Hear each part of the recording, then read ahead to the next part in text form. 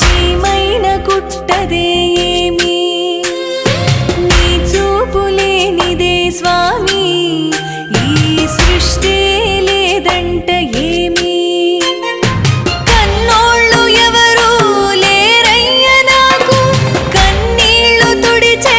వారెవరు రారు నమ్మయ్య నా మాట